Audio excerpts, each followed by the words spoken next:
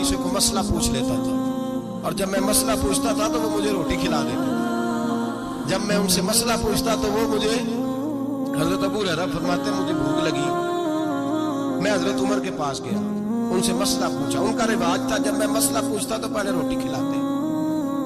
हमारे बुजुर्ग ये फरमाते हैं कि खाने खिला के दीन पढ़ाओ। सिर्फ तुम्हारा कुतुब खाना नहीं खुला होना चाहिए, तुम्हारा दस्तरखान भी खुला होना चाहिए। किसी ने नबी पाक सल्लल्लाहु अलैहि वसल्लम से पूछा था बेहतरीन मुसलमान कौन है? हुजूर ने फरमाया जो सलाम लेने में पहल करे और रोटी ज्यादा खिलाए, जो रोटी हर वक्त फिक्र करे आ यार तो रोटी खा लो, रोटी खाने की तरफ तवज्जो दिला। खिलाना सुन्नत है, ज्यादा खाना इसमें भी फर्क रखे। तो नबी पाक सल्लल्लाहु अलैहि वसल्लम के सहाबी हजरत अबू हुरैरा रदियल्लाहु ताला अन्हु फरमाते मैंने हजरत उमर से मसला पूछा, मैंने कहा हुजूर मसला बताया, तो कहते पहले उनकी आदत थी जब मैं मसला पूछता तो रोटी भी खिलाते, आज उन्होंने मसला ही बताया है, रोटी कोई नहीं खिलाई।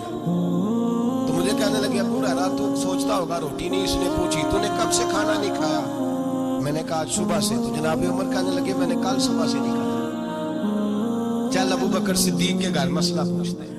कहते जनाब सिद्दीक अकबर के दरवाजे पे गए, जाकर के उनसे मसला पूछा। उनकी भी आदत थी जब कोई मसला पूछने जाते तो दस्तरखान बिछा लेते, कहते आओ रोटी भी खिलाता हूँ मसले भी बताता हूँ। कहते गए तो उन्होंने भी मसला बताया, रोटी कोई ना पूछी। तो कहने लगे उमर अबू हुरैरा तुम लोगों ने कल परसों से नहीं ना खाया होगा।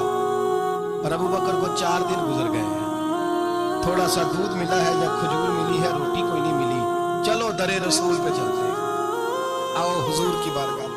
कहते नबी पाक की बारगाह में आए, हुजूर ने चेहरे देखे, करीम से मसला नहीं पूछना पड़ा। मेरे मुस्तफा करीम ने फरमाया भूख लगी हुई है तुम तीनों को? 3-4 दिन हो गए। अल्लाह के रसूल ने फरमाया मुझे पूरा हफ्ता हो गया है। सबब कुछ और है जिसको तो खुद समझता है। जवाल बंदा ए मोमिन का बेजरी से नहीं, भूख नुकसान का वजह नहीं बनी, वजह कोई और बनी है। रिश्वतें जो बाजार गर्म हुए हैं लूट मार के, ये रोटी के लिए नहीं, ये ज्यादा खाने के लिए, ये बैंक बैलेंस के लिए गर्म है। ये लूट मार का मकसद कोठियां बनाना है, रोटी का तो रब करीम का वादा है। जो रोज रोता है शाम को कि मेरा कारोबार कोई नहीं, असल में कहता है बंगला कोई नहीं, असल में कहता है कार कोई नहीं, पजारो कोई नहीं, रोटी तो अल्लाह अता फरमाता है, उसका वादा है। फरमाया हुजूर ने 3 दिन बीत गए, चलो मेरा बेतकल्लफ सहाबी है अबुल हसन अंसारी, वो बड़े नसीब वाले होते हैं जिनको मेरे नबी पाक खुद कहते थे कि तेरी फलानी जिम्मेदारी है। इस जमाने का तो किसी को कह दिया जाए ये तेरी जिम्मेदारी है तो कहता है ये तो फटीके डालने लग गया, यहां से तो छुट्टी कर देनी चाहिए। खुश होते थे सहाबा के हमारी जिम्मेदारी लगी। कहते हैं हजरत अबुल हसन अंसारी के घर गए, नबी पाक ने फरमाया भूख बड़ी लगी है खाना ला। कहते हैं हुजूर ने उसे कहा तो उस आदमी को तो वजद ही हो गया। उसने कहा मेरे इतने नसीब कि हुजूर का ये खाना खिला। आओ देखो दुनिया वालों, आज जो सबसे ज्यादा इज्जत वाला है वो मेरा मेहमान बना हुआ है। फरमाते हैं वो दौड़े गए, बकरी उठाई, जिबा की, बीवी को कहने लगे रोटी तैयार कर। उधर खजूरें तोड़ी, अंगूर तोड़े, कहने लगे हुजूर आप जब तक तनावुल करें तब तक खाना पक जाता है। हजरत उमर कहते हैं रोटी पक के आई, बड़ा प्यारा गोश्त, बड़ा अच्छा सालन, बड़ा खूबसूरत खुलूस वाला खाना। फरमाते मैंने बड़ा ही खाया। नबी पाक ने ना एक रोटी ली और छोटी चपाती, थोड़ा थोड़ा सालन कोनों से, और जब नबी पाक ने खा लिया तो हुजूर की आंखों में आंसू आए। हजरत अमर कहने लगे हुजूर रोए क्यों? नबी पाक ने फरमाया सोचता हूँ 7 दिन के फाके के बाद खाया है, पर डरता हूँ रब इसका हिसाब पूछेगा तो जवाब कैसे देना है, इसका हिसाब भी तो देना है ना जो खाया है। तो हजरत उमर फारूक के हाथ में कुछ चीज थी, जोर से जमीन पे मारी, का महबूबा 7 दिन के बाद भी रोटी खाए तो हिसाब देना है। नबी पाक फरमाने लगे उमर वो मालिक है ना, तो जब देता है तो हिसाब नहीं ले सकता, हिसाब तो देना है, हिसाब तो देना है, तैयारी रखो। सहाबाए किराम फरमाते हमने इरादा किया कि आज के बाद हम फिर फाके करेंगे, कम खाएंगे, इसलिए कि हिसाब देना है। मेरे भाई वो फाका कशी करते थे, डरते थे। यहाँ तो लोग खा के बीमार है, खाते जा रहे हैं, सोते जा रहे हैं, खाते जा रहे हैं, सोते जा रहे हैं।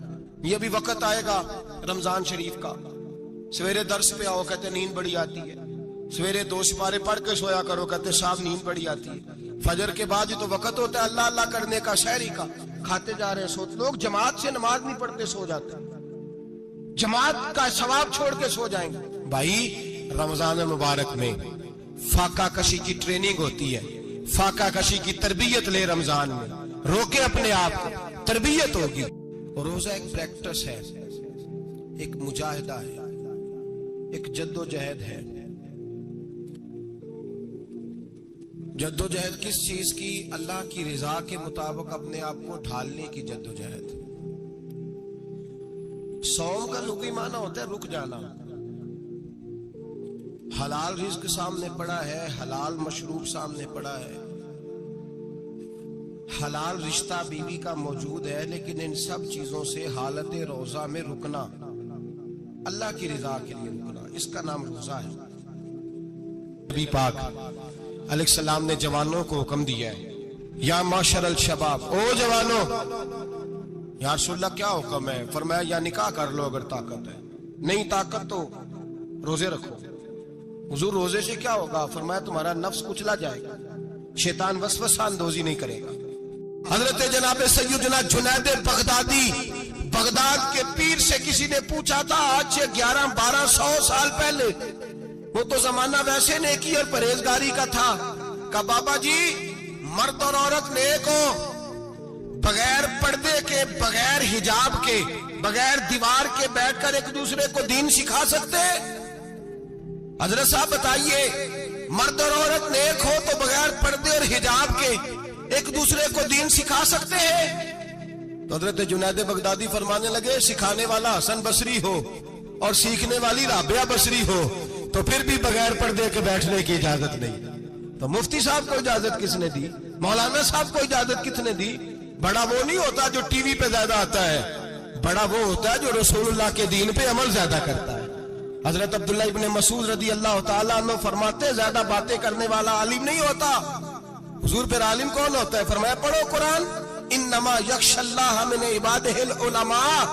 फरमाया बड़ा आलिम वो होता है जो अल्लाह से ज्यादा डरता है, इसलिए कि रब फरमाता है मेरे बंदों में से जो आलिम वो हैं जो अल्लाह से ज्यादा डरते हैं, खौफ रखते हैं। तो मेरे भाई रमजान मुबारक में बचना है। रोजा किस पे फर्ज है?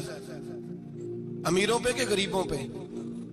जी कहने ने मैं तो काम ही, मेरा तो काम ही मेहनत मजदूरी वाला, मैं कैसे रोजा रखूं?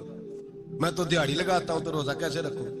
मैंने नहीं किसी हदीस में पढ़ा कि रोजा वो रखे जो दफ्तर में बैठता है। सहाबा के जमाने में तो दफ्तर होते ही नहीं थे, किसी जगह नहीं लिखा हुआ रोजा वो रखेगा जो एसी में बैठता है, तब तो एसी थे ही नहीं।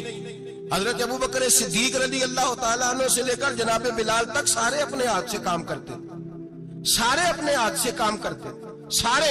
हजरत उमर फारूक रज़ी अल्लाह ताला अन्हु खलीफा वक्त होने के बावजूद माले गनीमत के ऊंट चढ़ने जाते थे तो चरागाह में छोड़ने में जाते थे, लेने भी आते थे वापस। सारे लोग अपने हाथों से मुशक्कत वाले काम करते। हजरत बिलाल मजदूरी करते, सलमान फारसी मजदूरी करते, मिकदाद मजदूरी करते, सहाबा मजदूरियां करते, रोजे रखते। और रमजान के जाने का वक्त होता तो दर रसूल पे खड़े होकर अर्ज करते, महबूबा दिल नहीं भरा, दिल करता है कभी रब सारा साल ही रोजे रता करे, सारा साल रमजान दे तो हम सारा साल रोजे रखने को तैयार है।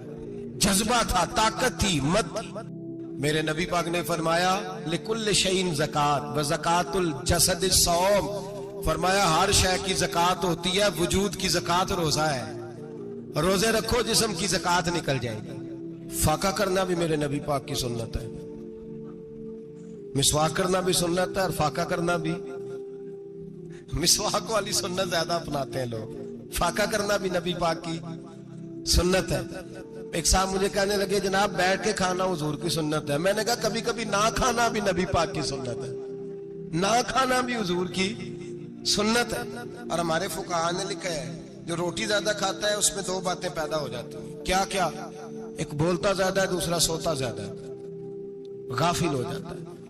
फाका और हकीम अतिब्बा डॉक्टर कहते हैं कि पेट खाली रहे ना जिस आदमी का, उसका हाफजा मजबूत होता है, उसके ज़हन की गिरा खुलती है। ज्यादा खाने से तो खुमारी चढ़ती है। रमजान मुबारक वो इज्जत और अजमत वाला महीना है जिसका तारुफ किसी आम आदमी ने नहीं, रब करीम के कुरान ने बयान फरमाया है और मेरे मुस्तफा करीम की जुबान अतहर ने बयान फरमाया है।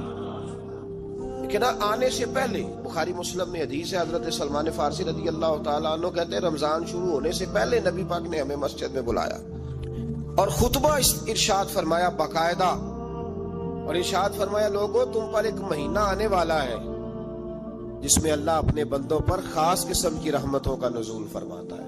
खुद रसूल पाक ने हमें किस कदर ज्यादा उस महीने का इकराम करना है और किस कदर ज्यादा उसको अहमियत देनी है और किस कदर ज्यादा हमारे लिए वो बाइस अजमत है कि जिस महीने के फजाइल खुद रसूल पाक अलैहिस्सलाम ने बयान फरमाए। और नबी पाक सल्लल्लाहु अलैहि वसल्लम ने फरमाया कि इस महीने में तुम नफल पढ़ोगे तो अल्लाह फर्ज के बराबर सवाब अता फरमाए और फर्ज का सवाब अल्लाह 70 गुना अता फरमाए। कितना बोलिए। तो सहाबा का मिजाज ये था कि जहां उन्हें पता चलता था ना इस नेकी का सवाब ज्यादा है तो वो भागकर उस नेकी की तरफ तवज्जो करते थे। आप सहाबा की सीरत की किताबें देखिए, हजरत अनस बिन मालिक रदियल्लाहु ताला अन्हु फरमाते हैं, जब नबी पाक अलैहिस्सलाम ने रमजान की शान बयान की तो सहाबा का ये मिजाज बन गया कि वो अपने सारे काम रमजान से पहले समेट लेते थे। रमजान शरीफ से पहले सारे काम समेट लेते, लेने देने के मामला साफ कर लेते, खरीदारी हो जाती, घर के अंदर कोई काम कराना होता तो वो रमजान से कबल करा लेते। यकम रमजान को वो मस्जिदों में डेरे लगा लिया करते। वो कहते थे नेकियां जमा करने के यहाँ नेकियां। देखे ना, सबसे मसरूफ तरीन जिंदगी हमारे नबी पाक सल्लल्लाहु अलैहि वसल्लम की जिंदगी है। 23 सालों में नबी पाक अलैहिस्सलाम ने 2300 सालों से भी ज्यादा काम किया। बड़ा मसरूफ वक्त था हुजूर का। तीन जिंदगी नबी पाक की, इसके बावजूद अल्लाह के रसूल हर साल 10 दिन का इतिकाफ करते थे। हर साल। एक साल जिहाद पे गए थे, इतिकाफ नहीं हो सका, अगले साल मेरे नबी पाक ने 20 दिनों का इतिकाफ फरमाया। मेरे नबी पाक सल्लल्लाहु अलैहि वसल्लम ने फरमाया 11 महीने जन्नत सजाई जाती है और फिर रमजान में अल्लाह अपने बंदों के लिए जन्नत के दरवाजे खोल देता है।